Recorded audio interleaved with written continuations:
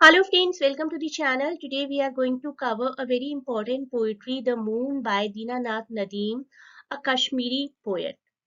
Moon is a very important poetry of your the subject MEG 14 contemporary Indian literature in English translation बहुत ही favourite poetry है examiners की और बहुत बार repeat होती है, तो इस पोइट्री की लाइंस को आप जरूर कवर करिए। छोटा सा सोनेट है, बस 14 लाइंस की पोइट्री है, तो it is not that tough if you understand it properly, if you understand how to identify the lines.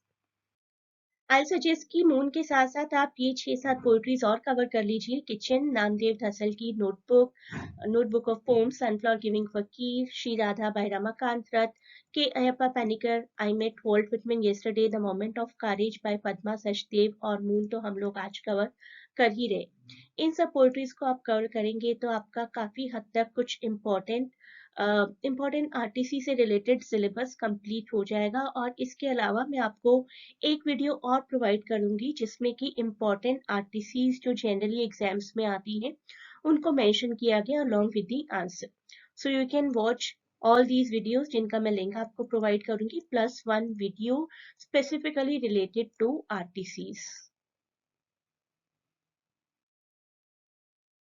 Dinanath Kaul Nadim एक बहुत ही नोटिसेबल राइटर थे 20th सेंचुरी के, who was born in Srinagar city in 1916 and उनके साथ मॉडर्न कश्मीरी पोइट्री की era की शुरुआत हुई। He led the progressive writers movement in Kashmir, rooted to the soil of Kashmir. Kashmir की मिट्टी से बहुत जुड़े हुए थे।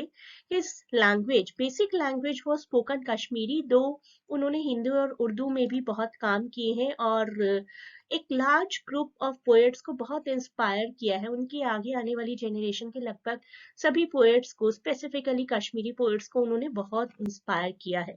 Let us see the awards. He received the Soviet Land Nehru Award in 1971 और मैंने आपको बताया था कि आपके मेजर पोएट्स जो हैं इस सब्जेक्ट के, उन सभी मेजर पोएट्स ने, लगभग सभी पोएट्स ने साहित्य अकेडमी अवार्ड जरूर जीता है। तो साहित्य नाटक अकेडमी अवार्ड इन्होंने जीता था शुहुल कुल के लिए इन 1986 and he died in 1988। This person was inspired by Petrarchan sonnet system. आप देखिए 14 लाइंस है और completely Petrarchan sonnet की कैटेगरी में आती है ये poetry. You must have heard about the national poet of Pakistan, Sir Muhammad Iqbal of Lahore. Mohammad Iqbal को पाकिस्तान का नेशनल पोएट घोषित किया गया था, अनाउंस किया गया था आफ्टर 1947, जिन्होंने कुछ एक्सीलेंट सोनेट्स लिखे उर्दू में। इसी रिस्पेक्ट में कहीं ना कहीं दीनानाथ नदीम ने मोहम्मद इकबाल को फॉलो किया है। In the moon he repeats the Italian model of Petrarchan sonnets as well rather than the Shakespearean sonnet form, and the theme chosen by the poet is the full moon, लेकिन बहुत ही different तरीके से। Moon, चांद की जब भी बात उठती है या फिर चांद को जब हम इमेजिन करते हैं specifically in our Bollywood songs, तो एक रोमांटिक एस्पेक्ट सामने आता है। लेकिन यहाँ पर बिल्कुल एक डिफरेंट एस्पेक्ट सामने आ रहा है, कोई भी रोमांटिक इमोशंस नहीं है।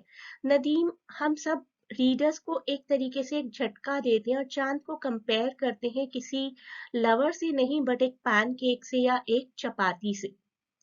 The reason for this odd simile, बिल्कुल odd simile, odd comparison है, is the fact that moon would appear, what moon would appear to a poor hungry man.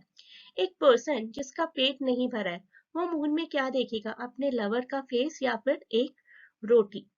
तो this kind of comparison has been done by this poet in this poetry. How does he start the poetry? Such are days I can believe the moon to be unleavened bread, roti. But for scars I see unseen, a neck so collared in every dissolute color.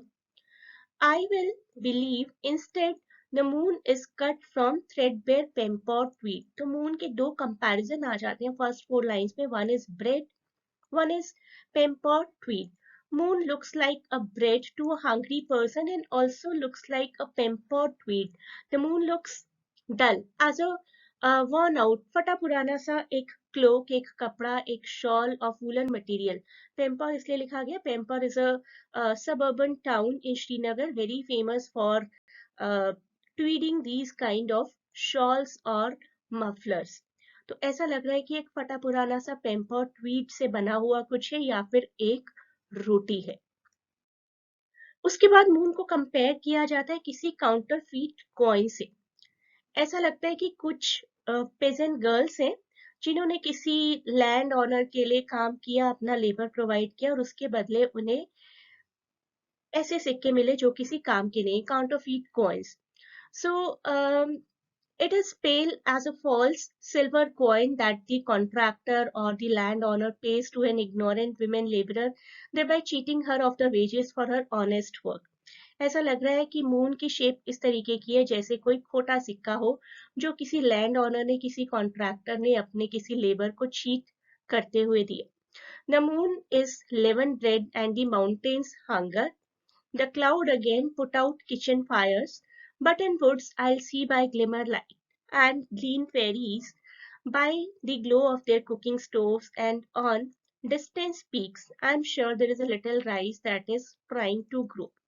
कभी ऐसा लगता है कि moon एक bread है, कभी ऐसा लगता है कि मून एक ट्वीड है, कभी ऐसा लगता है कि मून एक काउंटरफीट कॉइन है। इवन जो माउंटेन्स है वो भी एक हंगर की तरह मून को देखते हैं। मून कभी ऐसा लगता है कि जैसे कुछ राइस पक रहे हैं। I let my hunger know, I heave my eyes to the heavens. और जो भी एक गरीब इंसान, भूखा इंसान उस मून को देखेगा, उसको मून में एक हेवन नजर आएगा क्योंकि मून में उसको एक रोटी नजर आएगी। तो we do not see any kind of romanticism in the moon of Dinanath Nadeem. हमारा यहाँ का जो मून है वो हंगर और एक्सप्लॉयटेशन को डिनोट करता है। Moon looks like a chapati, looks like a counterfeit coin, looks like a worn tweed, looks like rice। किसी ना किसी तरीके की ऐसी इमेज प्रोवाइड कर रहा है जिससे कि हमें किसी पुअर पर्सन की हंगर पता चलती है या एक पुअर पर्सन की exploitation by the hands of the landowner, by the hands of the riches, contractors cheating of the labor, basically that has been shown in this poetry. And someone is hungrily gazing at the moon and repeats the main theme of the poetry throughout, that the moon seems like a bread, not like the face of a lover. इस बार exams थोड़े से non conventional आ रहे हैं, लेकिन फिर भी मैं आपको सजेस्ट करती हूँ कि अगर आप किचन नामदेव धसल की पोइट्री या notebook of poem, sunflower giving fakir, Shri Radha, I met Walt Whitman, the moment of courage, the moon, इन सभी पोइट्रीज को कवर करते हैं तो काफी हद तक आपकी पोइट्री से रिलेटेड आरटीसीज कवर हो जाएंगी। एक और वीडियो है जो कि सिर्फ आरटीसी बेस्ड है, that videos link I will also provide in description of this video. This is a very favourite poetry of the examiners, बहुत बार आती है आपको एग्जाम में आइडेंटिफाई करने के लिए, तो इस वीडियो को 2-3 बार देखिए, आपका ये कॉन्सेप्ट बिल्कुल कॉन्क्रीट हो जाएगा। You may join the classes to cover all rest of the topics in detail. Can click the link given in description to get connected to us for any admission query.